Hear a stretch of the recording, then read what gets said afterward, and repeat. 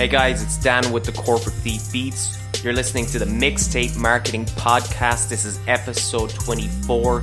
Today's episode is all about live video and how you can use live video to your advantage to help you promote your music online. So basically what I wanted to talk about today is live video. DJs are taking super advantage of live video on all the social media sites.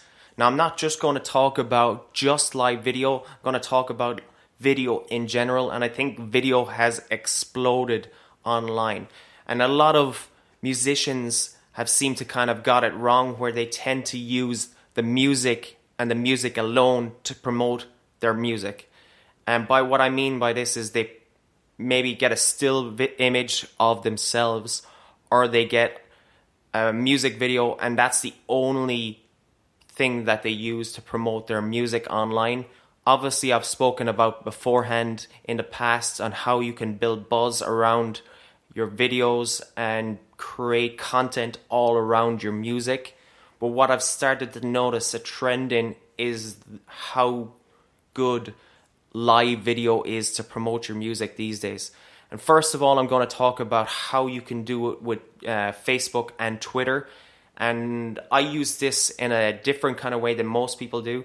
Sometimes I pre-record videos of me talking about music marketing or my music, and I upload them live to these social networks so that they get a better reach from that social network. And the way I do this is using a tool called Open Broadcasting Software. Now, this is a free tool. Basically what it is, it just gives you the ability to stream live to YouTube and to Facebook. Now, I've got a really good tutorial on my website at thecorporatethiefbeats.com, or if you go to my YouTube channel as well, you can see two videos there. There's one specifically showing you how to use OBS or Open Broadcast Software for YouTube, and then there's another one exactly there for Facebook. And each of those tutorials show you how to use and how to stream live to Facebook or to YouTube. But it also shows you how to stream a pre-recorded video to those sites as well. Now, sometimes you might want to use a pre-recorded video. Sometimes if you played a live gig, you can pre-record that and then upload it live to show with your fans what the live show was like after. Another great way that you can do is if you're on a shoot for a music video and you want to create a bunch of content around that to build up the buzz for that music video, you can have bloopers, or you can have interviews with the director or interviews with anyone else that's on the music video shoot. Software is free to download. There's no charge for it, guys. It's a really easy and simple tool to use. There are limitations to live broadcasting on Twitter and Facebook. And what I've noticed with that is that you really need a good upload speed. I remember when I first moved to the area I am now in the UK, I didn't really have the best broadband to support live video. But since then I've upgraded it because I see the benefits from live video.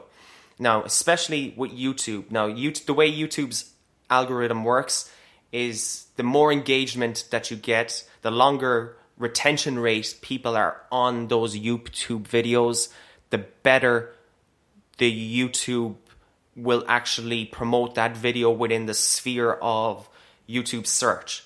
So if you can keep people live on a video for a longer time, and usually with live video, people tend to stay on the video much longer, which increases the retention rate. And this is the biggest factor of getting your video in amongst all the other video searches related to your niche in that music genre. So let's say, for my example, I'm a hip hop music producer. If I'm talking about beat making, or if I'm talking about music marketing and I promote a live video on there, YouTube actually creates a different stream.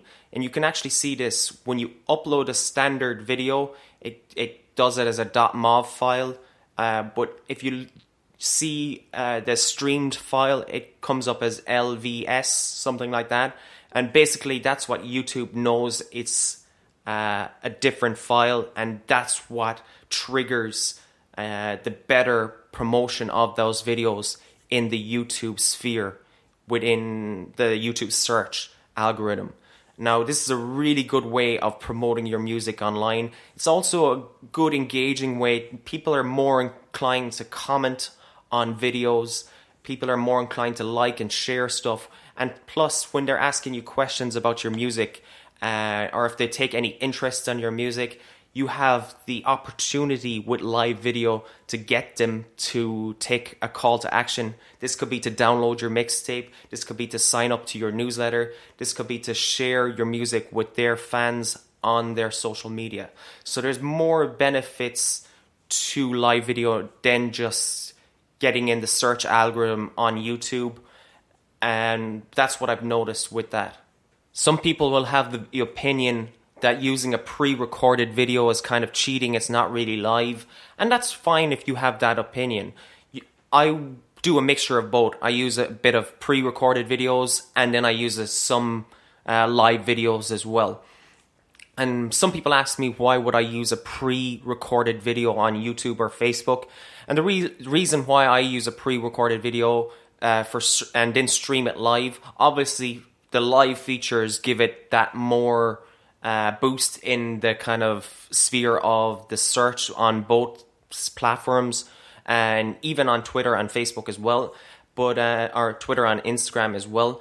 But the main reason I use pre-recorded videos with OBS, Open Broadcast Software, is that I can tailor the videos that I create. So let's say my music marketing videos, my beat making tutorials, I can tailor them to the specifics that I need to engage my audience. So there's not fluff in there. Sometimes I've noticed when I did my own live videos, and maybe that's my own kind of criticism of myself, that sometimes there could be a bit of fluff in unedited videos, and I really wanted to cut that out because, as I mentioned at the start of this podcast, retention rate is crucial for promoting any live videos.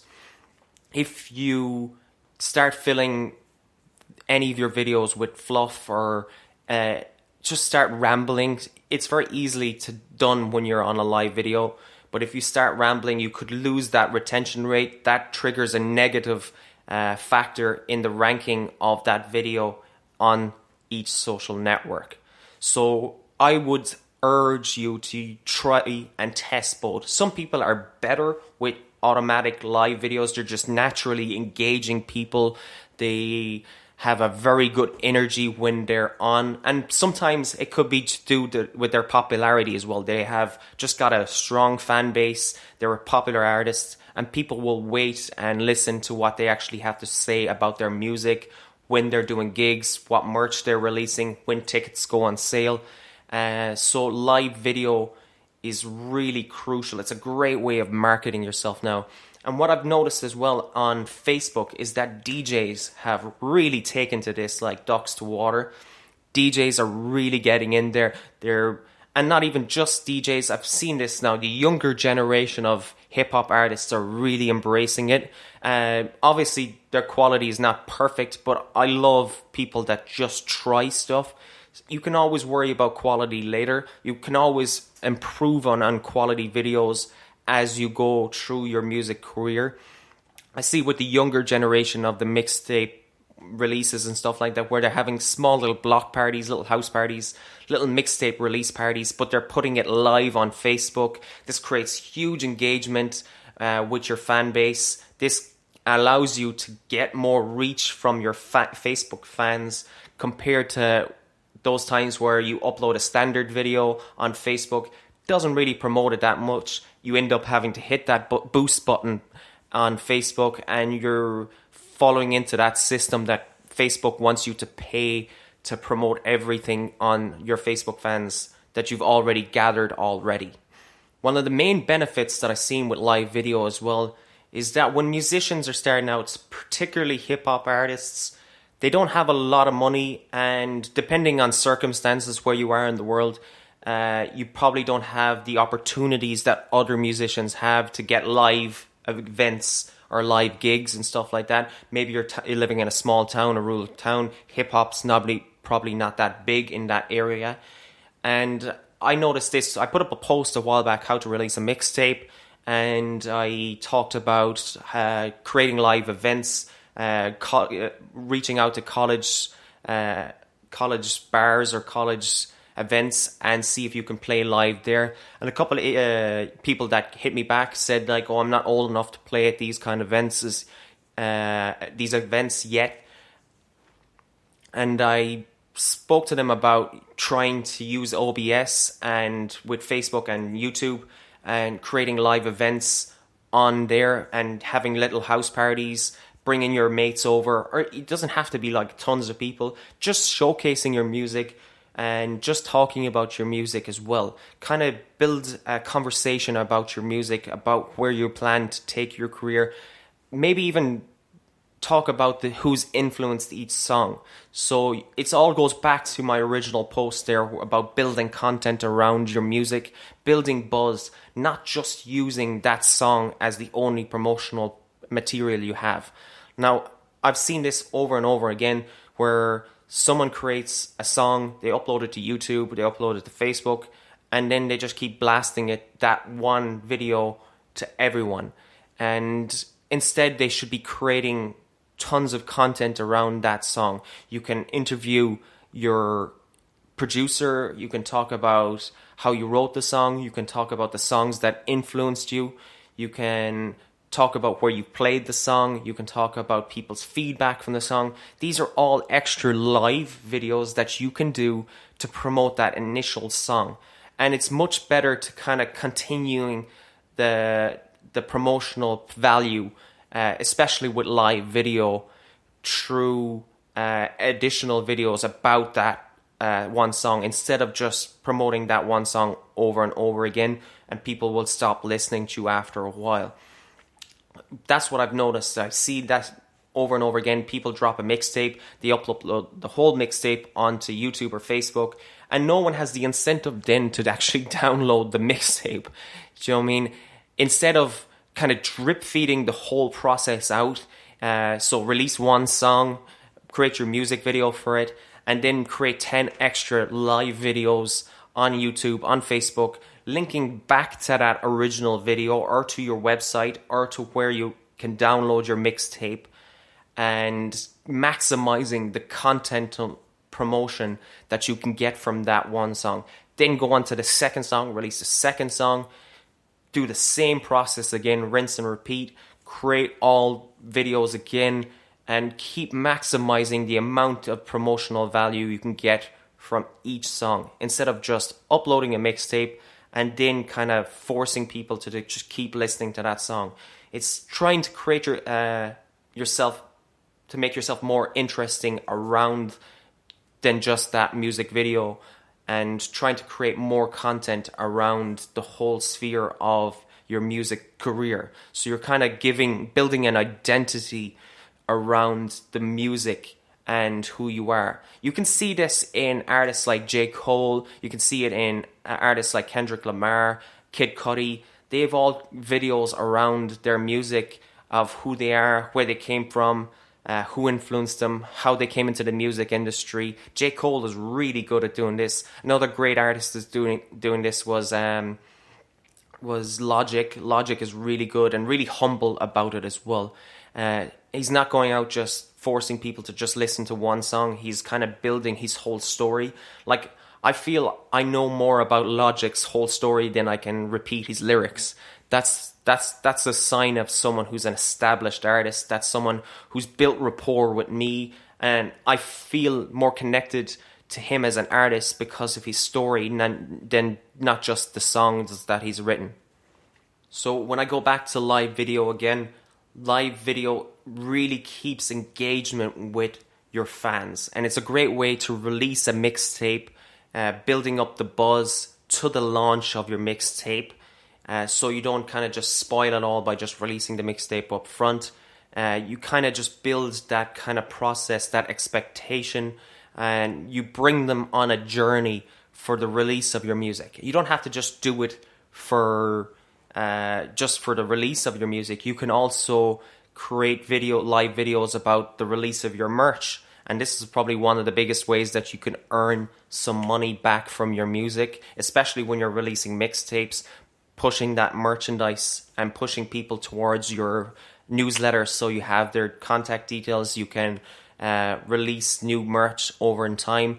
And you can also do live videos, events to the launch of your concerts, or if you're doing an actual live concert online as well.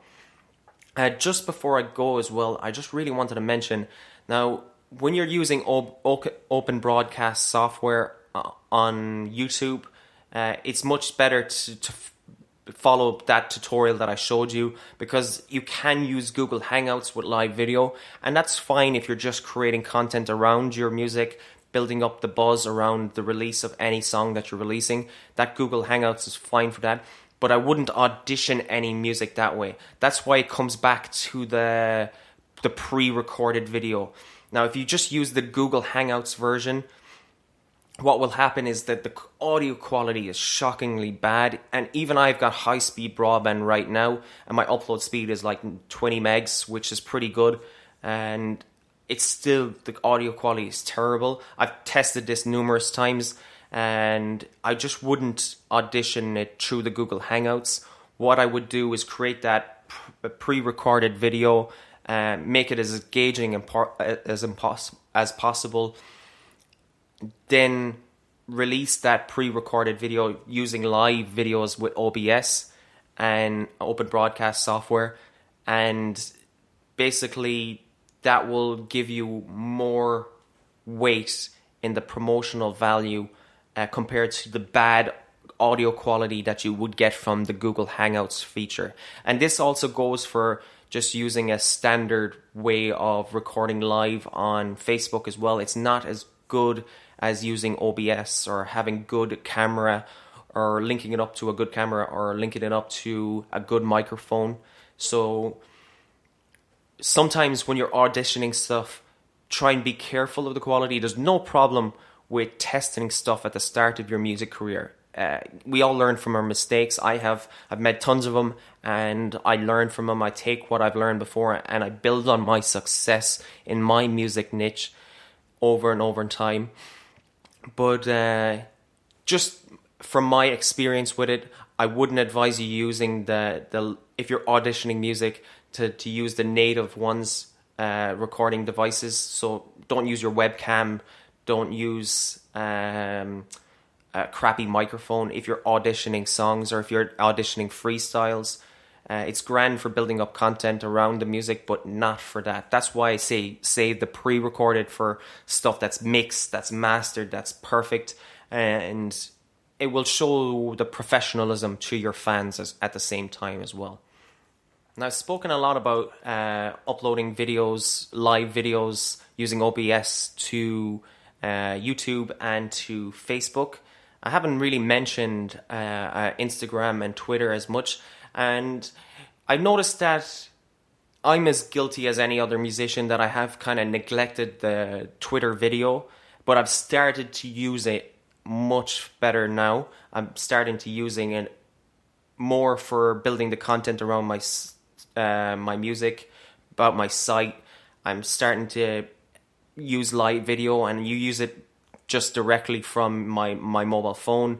There is no way right now to, like I do with OBS, and upload a pre-recorded video to Twitter. I haven't found that, but I'm still researching it. So if I do find a way of uploading pre-recorded live videos to Twitter, you guys will be the first to know. And the same with Instagram. Instagram doesn't allow you to do that yet, and OBS doesn't have the feature in it to give it to allow you to upload or stream a live video to Instagram yet. But you can still use the features. Now, I think Instagram, it's not my most favorite tool to market my music with, but I can see the branding and the promotional value you can get from Twitter or from Instagram by building content around your music, and you can use the live video feature on there. and just kind of touch base with any fans you've on there. Now, I know hip hop, in the hip hop industry, they love Instagram. It's huge. My favorite one is obviously Twitter. I'm huge into Twitter, and I'm huge into YouTube. They're my favorite social networking sites. But I still kind of micro market on all of these other sites as well. I still use live video for Instagram, and I recently did like a 28 video series on Instagram, and I put the same videos back up on Twitter as well, and I use them for live on Twitter as well, just because the engagement levels that Twitter and Instagram give you for using their own live features, because all these social networks are pretty vain and they really want you to use their own live features, and they'll give you more promotional value by using their features. And that goes even with just the standard upload videos as well. I've started to use more of Twitter's just standard upload videos as well, where I use Buffer app and I can just upload and schedule all my videos to go up at certain times. Just micro marketing, 2-minute clips talking about beats, talking about my music marketing, talking about my blog posts, talking about my podcast, all those kind of snippets. They aren't like my YouTube videos where there's these 20-minute kind of tutorials, in-depth tutorials showing you exactly over the shoulder of how to do things that I do with my music marketing. They're just kind of more advice videos, and it's just kind of building up the buzz around my music. And it's not me going out bombarding hip-hop artists about, oh, check out my beats. I'm kind of trying to promote value to hip-hop artists rather than kind of just bombarding them with just one hip-hop beat and hoping that they actually listen to it. More, I'm trying to get the inquisitive hip-hop side out and get them to go, oh, this is the Corporate Thief Beats. He sounds like a beat maker, but he's showing people how to market their music as well. So I'm just doing a completely different approach than your typical beat maker. Obviously, there's beat makers out there doing really well, and that's fine. They have their way of promoting their music and using video their way. They tend to use video after video after video, or beat after beat after beat, and that's fine.